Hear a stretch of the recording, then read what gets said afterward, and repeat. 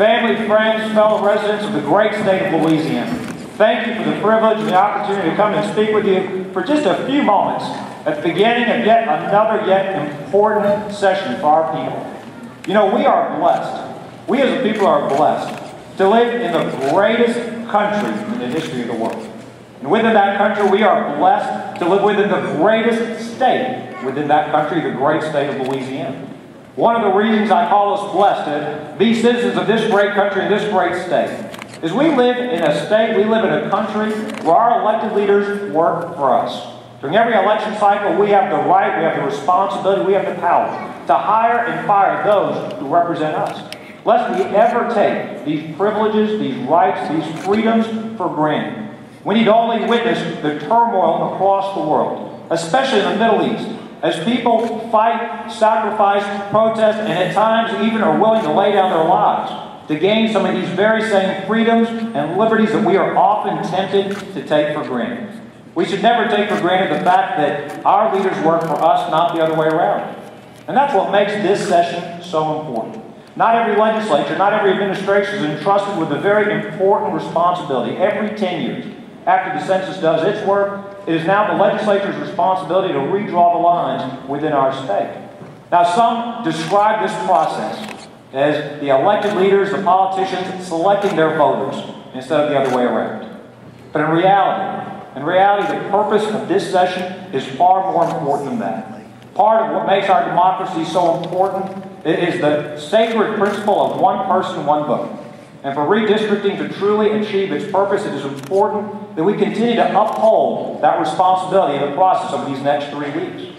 Now, I know there'll be challenging times ahead of us, but I also know that in our state, we've had a great tradition of working across party lines. You have seen that in Washington, D.C. with our members of our delegation. When you go back to the days of John Breaux and Billy Tozan and Bob Livingston and others who worked across party lines year after year to do what was best for Louisiana. We have seen that right here in Baton Rouge. Throughout the decades, we've seen a tradition of nonpartisanship when it came to putting Louisiana first. I want to commend this legislature. Even with a Democratic majority a little over 3 years ago, you elected the first Republican speaker in modern history. I want to commend this legislature. Even with now a Republican majority, you have a Democratic president of the Senate.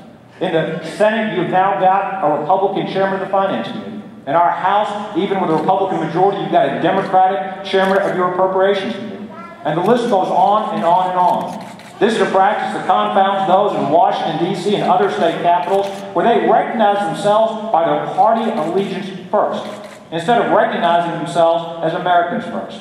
Here in this chamber and in the chamber across the Great Hall, we know we come together as Louisianians first, not as Democrats, Republicans, or Independents first. And that is an important tradition that I believe we must continue to uphold even after redistricting is done. I know many have commented on the fact this is the first time we've had a Republican majority in the House, first time we've had a Republican majority in the Senate. But I think what is more important is that we continue that nonpartisan tradition of chairman and leadership selected based on individual abilities and leadership qualities, not party affiliation or loyalties. Finally, I would say this. I know certainly that the next 3 weeks there'll be many opportunities for disagreement. Many times and opportunities for heated discussions and principled stands. And that is a part of the process. That's a healthy part of the process. But I'd like to remind us of this as well. And it may be easier for me to say this, seeing as how you really can't redraw my lines, even as you debate about your own things. Unless we attempt to annex Texas or Arkansas, I've made it clear, my lines are pretty much intact.